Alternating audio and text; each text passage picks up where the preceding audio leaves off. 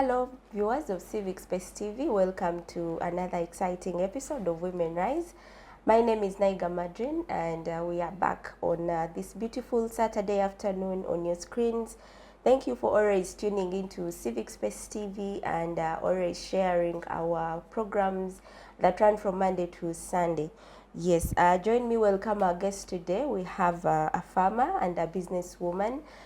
This is Miss Nakibuka Caroline Hall. She's a very compassionate, determined, and a very focused woman.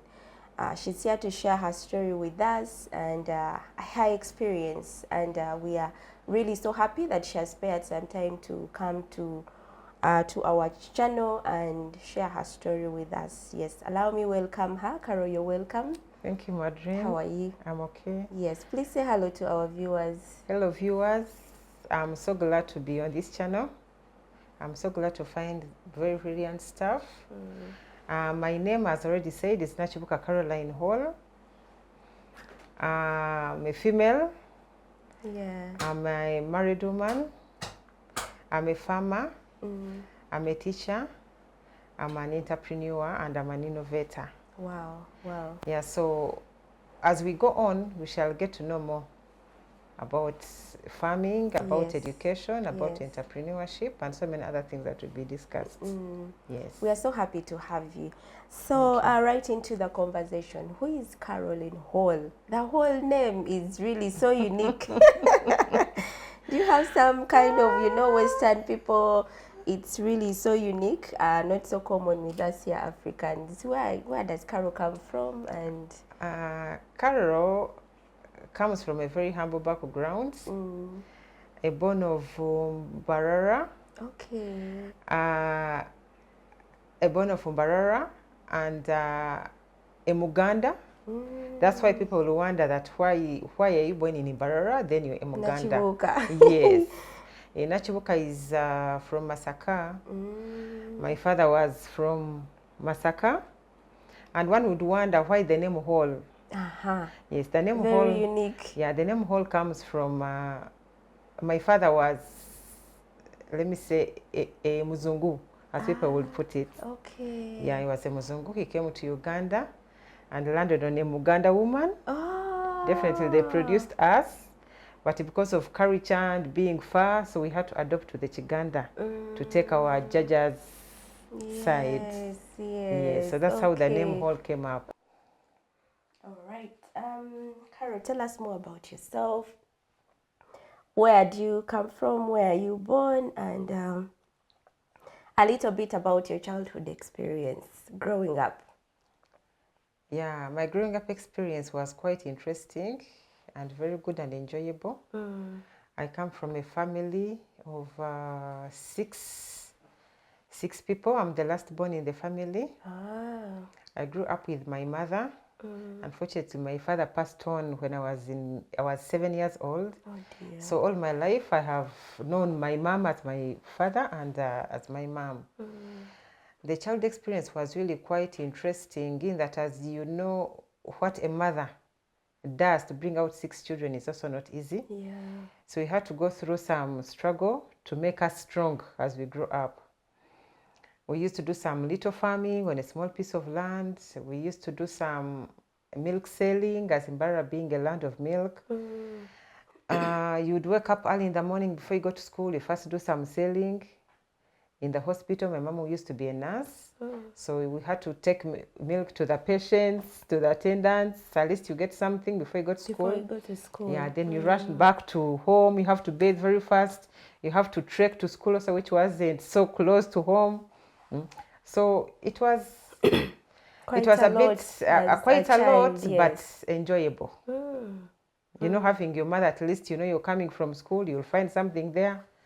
Then in the evening, of course, by the time you also go to bed, you have to first take some milk to hospital. So it was quite good. Though, of course, at times you say, I wish Dad was around, but But as long as you have your mother's love, that's almost. And that's what has made me what I am now. The spirit of working started right away from your childhood. From childhood. Wow, Yes. Beautiful experience here. And a bit about your education background. Where do you go to school to? School, primary, I was in a school called St. Aloysius Primary School, where I completed my P7. Then S1 to S5 was in Chizoba Girls School, that was in Bushenyi. Then S5 to S6, I was in Mary Paratrix in Entebbe. From there, I joined Uganda Christian University, where I pursued a degree in education, Bachelor's of Education. Yes. Okay. And in your profile, we see you're a teacher. Tell us about your experience as a teacher. I may say teaching, it also came as something that I didn't expect myself to have. Okay. Yes, my career was to be a lawyer. But unfortunately, when the points I got, they were good, second class upper degree. But when I applied, I had also included education, which they gave me. Yes, so from there, I had to do teaching in some schools in Mukono, in some schools in Mbale. That one you'll ask later why I had to go to Mbale. Mukono to Mbale, Mbarara to Mukono to Mbale. No, Mbarara. I know you grew up from Mbarara, yes. Yes, so teaching really was good. I enjoyed it because I was an economics teacher, I was a history teacher, and I was a geography teacher. Okay, yes. Stroke arts. I loved teaching. I loved going to class. I loved basically everything about teaching is good. It's a good experience because it molds you. You're engaging, with young people, and they told us teachers never grow old. Yes. So all the time you're smiling, all the time you're talking, all the time you're interacting with students. It's, if I could turn back the times, maybe I may go back in teaching. You would go back to teaching.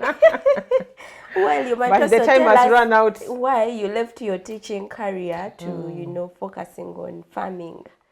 By the time, as I told you the background, we used to do some little digging around home. At home. I loved planting maize, I loved planting beans, greens, all those things.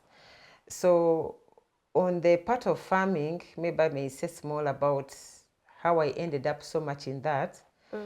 After my university, of course, as a girl, you have to, if you're lucky, you've got a man. So after university, yes. So I got a man who was Mugisu. So we had to, I would be this side, I ran to Mbale. So my first job, mainly, after teaching this side of Kampala, I also taught a school in Mbale. Then we stayed together. So fortunately, the man I landed on also was a farmer. He loved farming. Okay. Yes. So I see two people getting in touch, yes, connecting, yes. So there I would do some farming and also go for banking. Now teaching banking. Where does banking start from now? Now that banking started, when I left teaching, I joined banking. That was in 2000 and I joined banking in 2006. But as I was doing banking, I was doing farming too, but not full time. Because the banks you close at what time, you do what. So I would rush weekends, come back like that, but still doing it. So I was growing coffee, I was growing beans, I was growing soya beans. So that's how I ended up basically in farming. And then someone would want to know, you had a career in teaching, and then you get another one in banking. What are some of the issues that made you leave your profession in teaching to banking? Those days when you're a teacher, years back, basically that's around 2003, 2004, the package that would come with the teaching wasn't really sufficient enough. Yes. Teachers were paid the peanuts, and of course you have to apply for jobs here and there. So I had applied in a bank and I was called to come and serve. Okay. Yeah, so that's how I left teaching and joined banking. For a better paycheck, better paycheck, and also experience. Okay. Get to know what is happening in the bank. and all that and so many things.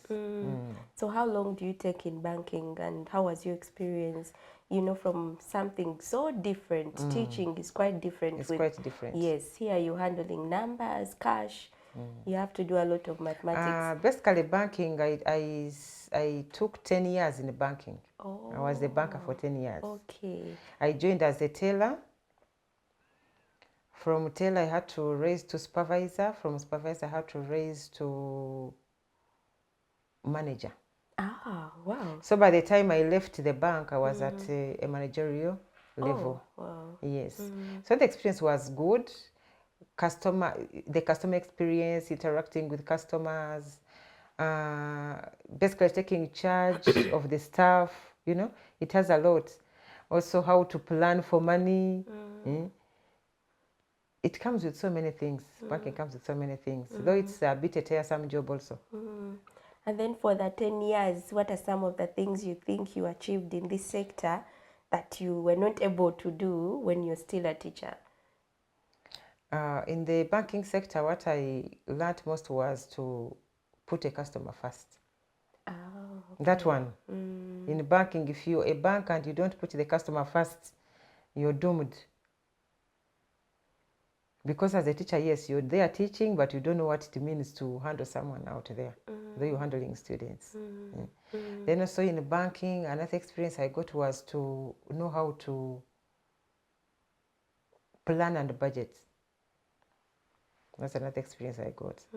So that whatever little money you get, you must plan and you must budget. It should be planned for. Yes. And also to know exactly what goes on in a bank, what happens in a bank, what are the transactions taking place in a bank. How long am I supposed to, if a customer has come to me, how long am I supposed to serve a customer? Basically, so many things do happen in a bank. But me, my main experience was to plan and budget, and also customer experience that I really got, because it has also helped me in whatever I'm doing. In whatever, Yes. also in farming. Yeah. So you transitioned from banking after the 10 years.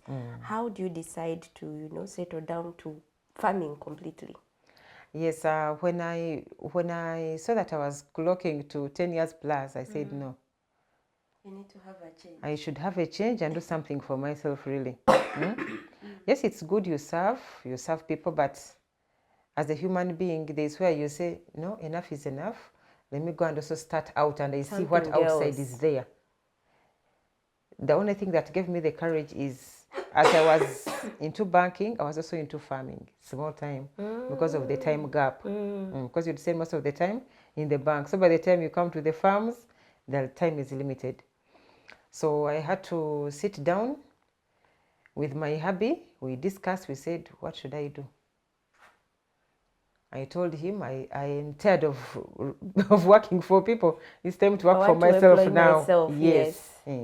So he encouraged and I gave it a go ahead. I put in my resignation letter. It was accepted. I said bye. So I had to go and settle down and do what they call full-time farming. You know, Carol, you talk about this as a very easy thing, but leaving formal employment to something, maybe you were sure you had something already going on as a farmer, Yes. but not on a bigger scale, maybe Yes. on a smaller scale. So, you know, leaving formal employment to something, how is that? And people find it really hard. Yeah, it's a bit hard and tricky, but when you've made up your mind, it's hard to turn back. It's something that didn't just come abruptly. I've always thought about it. I used to think about it and say, but me, I don't like really. And secondly, I used to admire people who are doing something on their own. They have all the time they need. You have time for family. You have time for any other thing. So basically, I wanted to be independent. On part of being independent, I wanted also to go for full-time farming, and I also bring in other people also to give them that experience of saying it's not only the formal job that will pay you. No, you can get paid elsewhere. As long as you're determined and focused, you can be paid elsewhere. Like I'm being paid through farming, like I'm also helping people out there. I've helped women out there. So it's really a good experience. Though it would be hard for someone to say that I'm closing my eyes and leave the money that comes with the account every month, end of month I'm receiving a check. But this time you have to struggle for your own to be paid. Struggle. Yes. Yeah. But which is a good experience as long as you're in it. Life is good. So you start farming, yes.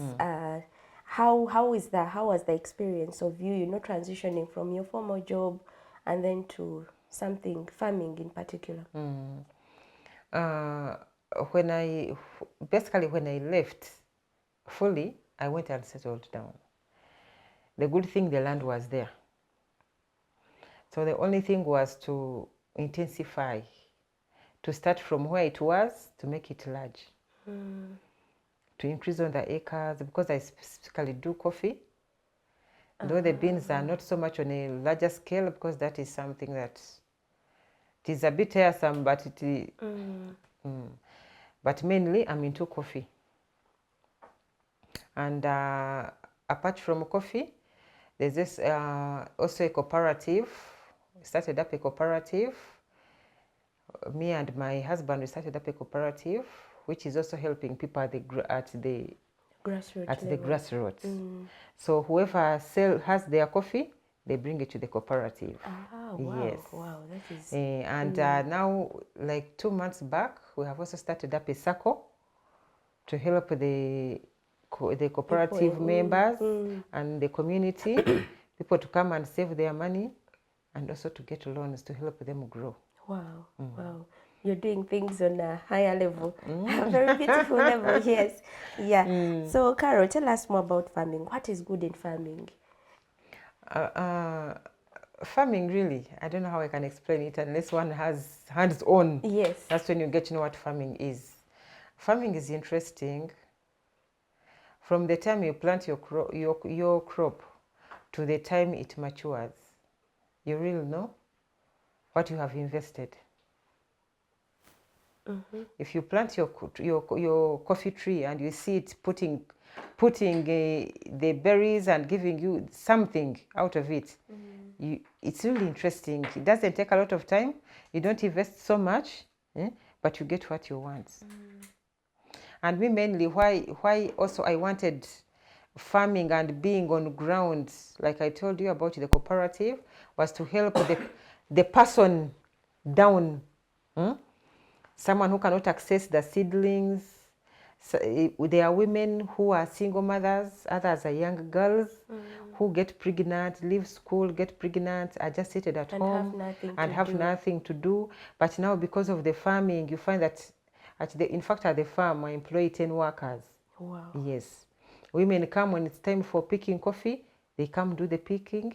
When it's time for drying, they come do the drying, weeding, digging.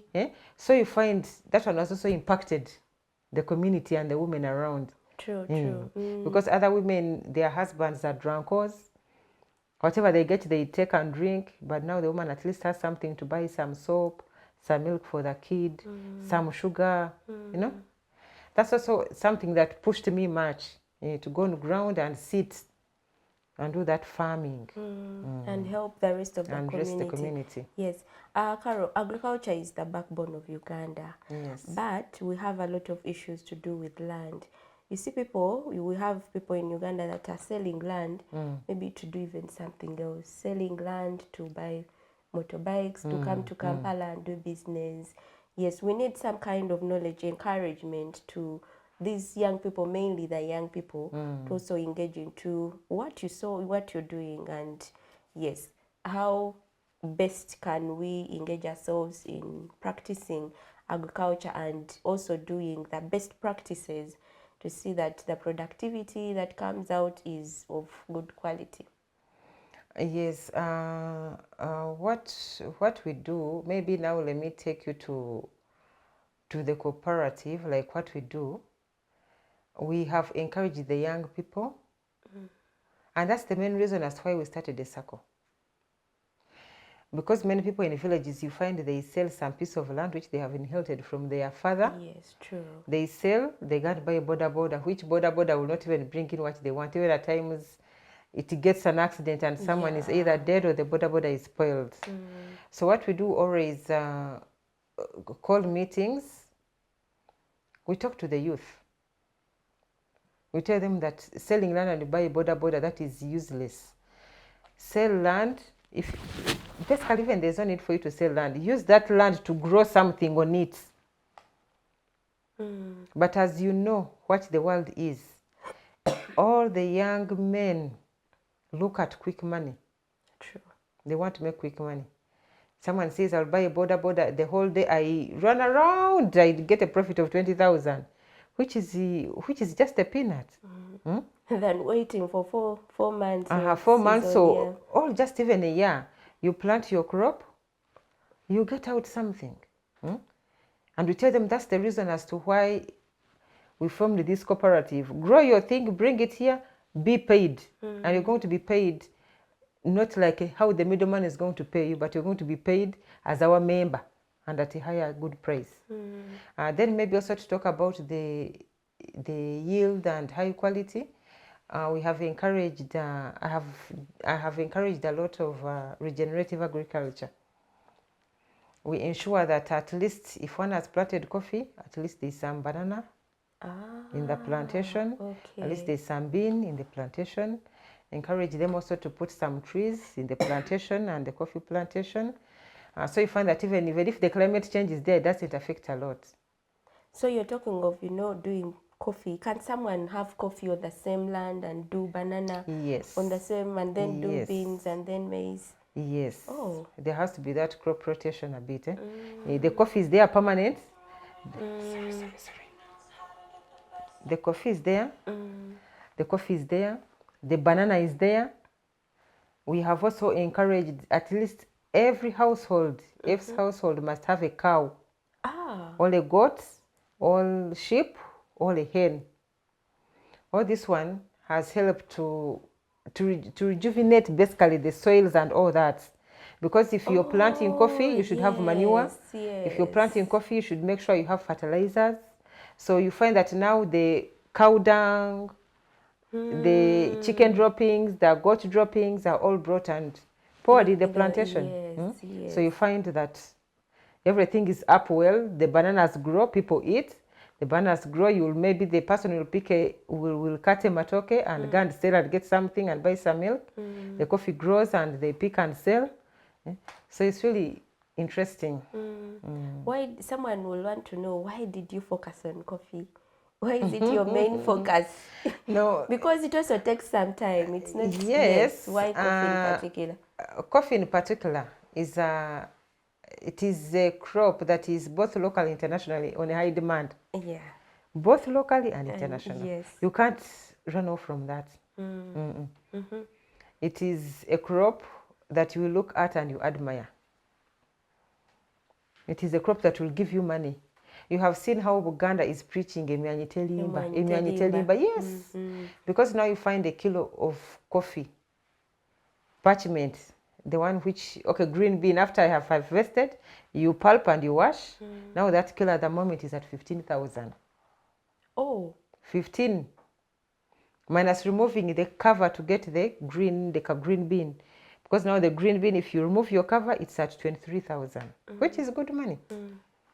So that's how in village I have some village groups with women I always sit with. Whenever I go to Mbali, I make sure I have sat with women.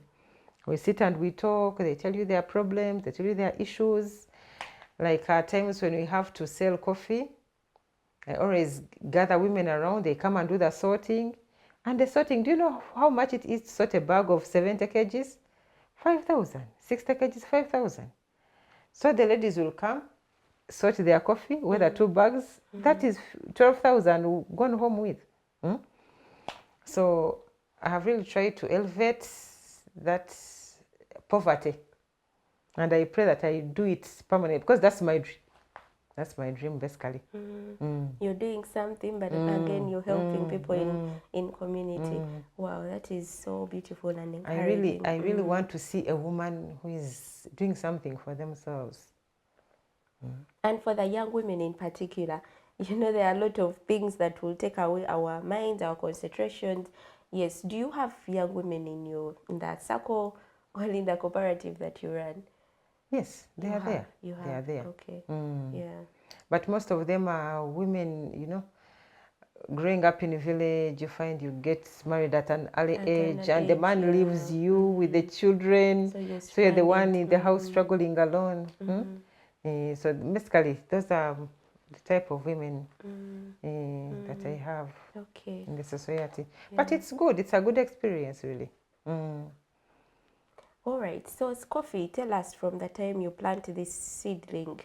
Yes. How long does it take for someone who might be interested in coffee planting? How long does it take? What is needed? What is the best brand, the type, the spacing? I hear people talk about spacing. Yes. So coffee, if you planted it today, be rest assured that in 2 years you'll be harvesting. Oh. Your first harvest will come in 2 years, and there's a variety called SL16. SL16. Yes. Okay. That is the best. Yes.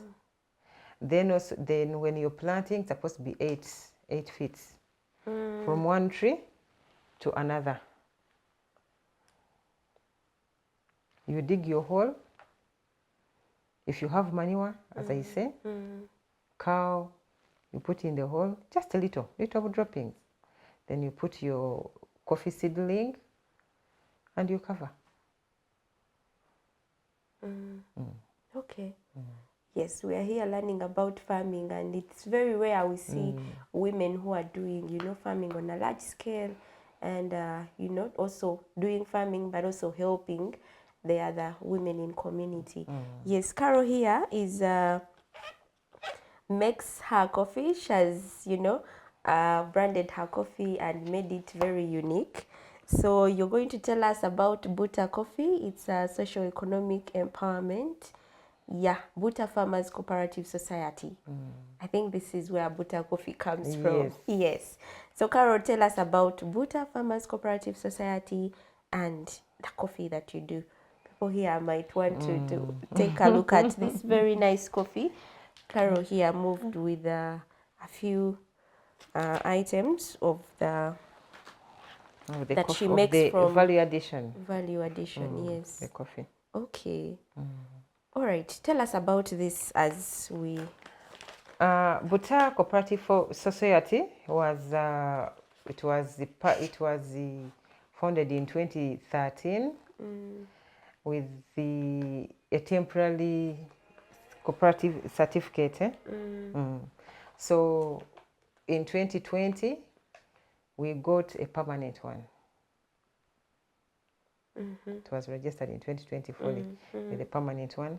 So it was basically founded for socio-economic empowerment of the people. Okay. To help the people at the grassroots, help the people around, help the people in the communities. That was its main. For us, yes, this cooperative there is not. It's not that we want to get much from this cooperative, no, but we want to see the person there also benefiting and doing something for themselves. The children are going to school. Someone is sick. They are able to get their medication. Basically, that's why it was formed completely for socio-economic development, specifically. Okay. But now to do this value addition, we saw that why would we sell this coffee out and we don't do something for ourselves? We can do something, yes. We can do something for ourselves. The president has always preached value addition, value addition. So we said we grow the coffee, let's do something. And we came out with this. Where we dry the green bean, we pound and we make the powder. And it's purely organic Arabic coffee. That's very nice. You say you dry the beans and then salt and then pound the powder. It's that easy. Take us through the process of coming to this. Yes. I have harvested the coffee. I've picked the coffee from the garden, which has to be a ripe berry. It should be red. Very red. Yes. So after harvesting that coffee, we pulp it. We remove the wet cover. And we remained with the bean, the parchment. So that parchment sleeps under fermentation for 24 hours in a drum or in a sack or anywhere you want to put it. So afterwards, the following morning you wash. After washing, you dry under the sun. But when you're drying, make sure the coffee doesn't touch the ground. It has to be on those timber. You put the coffee. After it has dried to 12, moisture 12, they remove the cacafa. Which, in fact, I would have carried the green bean and people look at it. Yeah. It turns into a green bean. They remove the cover, then the green bean. So that green bean is what we take for roasting. We roast the green bean to turn to either your dark or medium. It depends on what you want to make. After you grind, and it comes to this powder. This is the final product. Okay. So okay. So do you have all this? You do this at the other circle, or this one you have? Yeah, from the harvesting time, from the time we harvest up to the time of harvesting, pulping, washing, all that is done at the farm. Then the roasting, we have where we roast from and pound the powder from. Yes, but the packaging, the packing, and the sealing, and everything is done at the cooperative. So that's another way of how we have employed people at the cooperative. I know. Yes, me, I always want to be with women. They are the women whom I always call for everything. Yes. They come, they do the packing. We have a sealing machine. They seal, and we start marketing. Wow. So this weighs this is 250 grams. 50 grams. Yes. Wow, very, very nice coffee. Please support Carol here. She's doing amazing work. Of course, people who are always giving back to community, she's doing this, but also she's supporting very many women in Mbale. Yeah, young mothers, single mothers, they are getting a lot from Buta Coffee. All right, so where do we find Buta Coffee? Buta Coffee is located in... and I'm also encouraging people, those who may be in Mbale, who may be anywhere. We are located in Mbale, Manafa District, Rakaka Road. Rakaka Road. Yes. As you go to Rakaka, you branch off briefly. Even the post is there on the road. Buta Farmers Cooperative Society. It's just on the main road. Yes. You can always, when you reach Mbale, you can give a call. I will leave my contact, and you say you want to come and visit the Buta Farmers Cooperative Society. Yes. Oh, you also allow visitors? Yes, we allow people to also come. People who want to learn. Yes. You know, someone might be interested in learning how to do all this. Yes. Yeah. You offer these services? We offer the service free of charge. Oh. You come, we take you to the farms. You move around the farms. If you want to take pictures, yes, you ask about the crop. You ask about the cooperative. Yeah, everything. You also have a cup of coffee there. Wow. Wow. Yeah. It's very, very, very nice coffee, and every Ugandan, should, enjoy this kind of coffee made here in Uganda. Build Uganda. Pure. Yes. Pure. Yeah. Nothing pure. is added in. Wow. Yes. Build Uganda. The president keeps telling us to support our own. Yes, Carol here makes very nice coffee. It would be It would be very bad if, go buy some other coffee that we just import, and then you leave our locally made coffee here. Yeah. So, Carol, as we try to wind up the conversation, anything else that people need to know about Buta Coffee Cooperative, and maybe about your work? The only message I can leave behind is never try to give up. Never fail to try. Try out something. Never fear to start. Many people fear to start. Starting is the problem. Starting looks hard, but it's not hard. First be there. Try and be there. You will see. Okay, Carol, you've started, but also staying, sustaining that business that you've started is also not easy. All that is about being determined. If you say, I want to start and this is where I want to be, you will definitely be there. If you have your piece of land, maybe it's in Ruero, maybe it is where you'll say, yes, let me try to put my 100 coffee trees and I see how they will do. Yes, you're in formal employment, keep your work. But if you have the land, get your 100 coffee trees, plant them, let them grow, because you will not keep on supervising it as just it going is and doing what. something that doesn't need you every day. After 2 years, you will see the benefit. You'll end up even living, Panay, I think I was even wasting time in the bank, or I was wasting time somewhere. Let me go and concentrate. 100 coffee seedlings. How much is a seedling? That one will go in half an acre. Yes. Try out. Do something. We are so much blinded with the job. We sit every day, morning to evening. You go back home, you come back. And one has to work also for their retirement. You may be working, but yes, you have finished working. Where are you starting from? Yeah. But if you have your coffee seedlings there, if you have your coffee trees, you have your plantation, maybe in the coffee you've put some bananas, life will not be hard, really. What is the least someone can start with? On money? No, with the coffee growing, the number of trees. Okay, the very least. Someone cannot make it to 100 trees. You can even make 50. It depends. You make your 50 trees. Yes. If you have your land, you keep on adding. It still makes sense. Yes. Okay. So women out there, men out there, let's learn to work. Let's learn to do something outside office. And I believe that this story is going to awaken so many people. Yeah, true. Yes. True. Personally, I want to do something like this. So we are going to talk more about, and she'll give me more guidance about, how to be a better farmer, and in particular coffee. Yes. Carol, with your experience, your background as a teacher, as a banker, you mentioned you're a mother. How do you juggle through all these? How do you make it? What has made you be what you are today with all teacher, banker, motherhood, and then a farmer as a woman? What has made you? Basically, when family comes in, there you have to think so many things.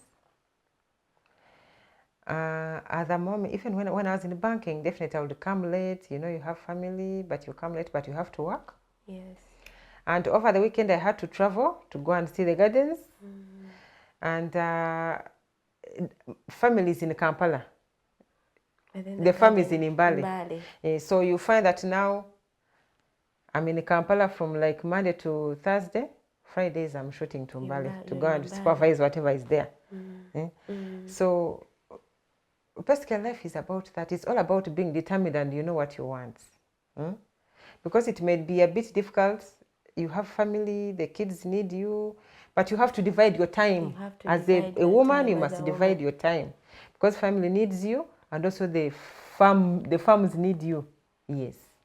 There is a lot, it comes with a lot responsibilities, and you have to be everywhere. You have to be everywhere to beat up everything, for everything to be in order. But it's a good experience. I wish everyone could try it out, and you will not regret. Really, there's no regret in it.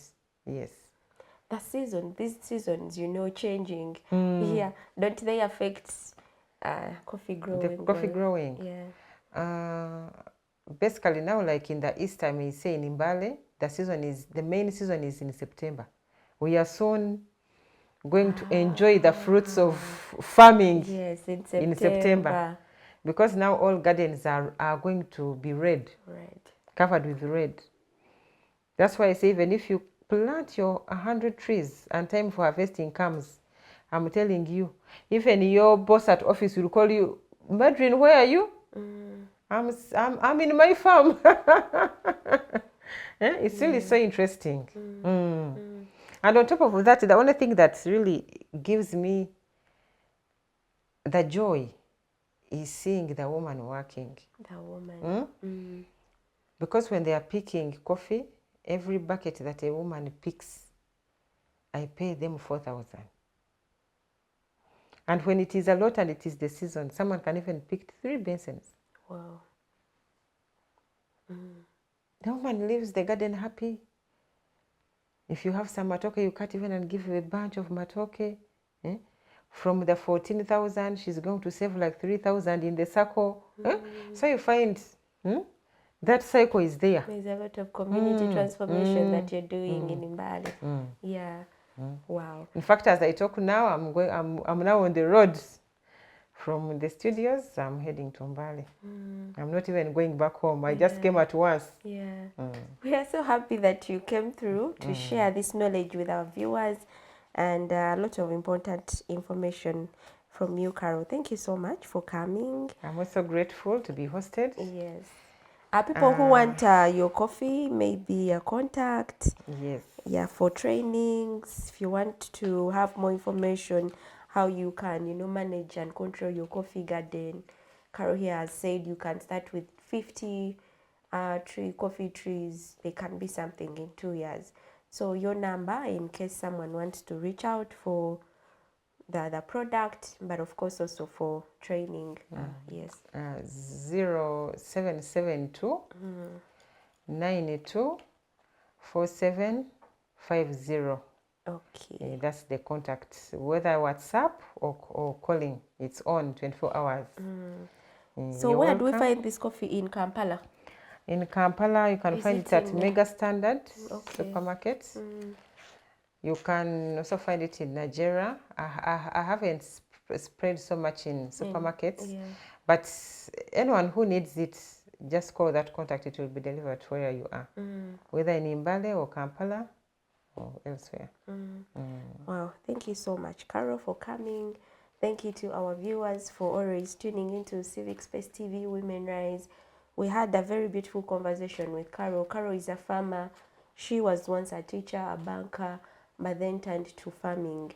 And she has told us about the good things she has seen in farming. She's doing value addition with the Buta coffee, very nice coffee, locally made here in Uganda, and you should really taste this kind of coffee. Yes, and maybe sorry for interruption. Yes. Never fear to try. A woman, as long as you're a woman, you should never fear to try anything out. At the moment, I'm also selling onions and Irish potatoes. Oh, yes. So in the case of anything, you call that number. As They'll be you delivered mentioned, to you. you can have your garden, put beans, put maize, put bananas. Okay, so she's not only looking at coffee. No. So where are you doing the Irish and onions? Is it still on the same plantation? No. That one I don't grow, but I do it as a business also. Okay. Wow. You see, you can do several things and become a yes. All right, Carol. Maybe one last word to a woman who wants to do business, entrepreneurship. Yes. What advice would you give them and a take home for the young woman?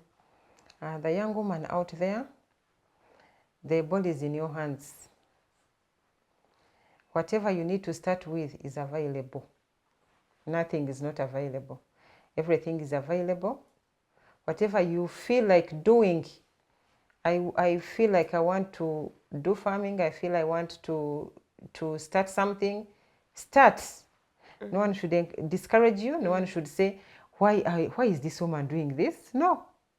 Look at yourself as you as a woman. What do I want to be? And set your goals. Say maybe in 5 years I want to be this. I want my business to be this and this and this. And go for it. That's the only thing I would encourage. And all in all, pray. Put God first in everything that you're going to do. Yes. Never fear to try out. That's basically like my slogan and motto. Never fear to try out. Anything. Anything is possible. Anything is possible as sports. As long as you start. The challenge is starting. By the moment you start, be determined and focused, like Carol. Yes, thank you so much, Carol, and we wish you well. Thank you to our viewers. Thank you to the team behind the cameras. I've been your host, Madrin. See you next week. Bye.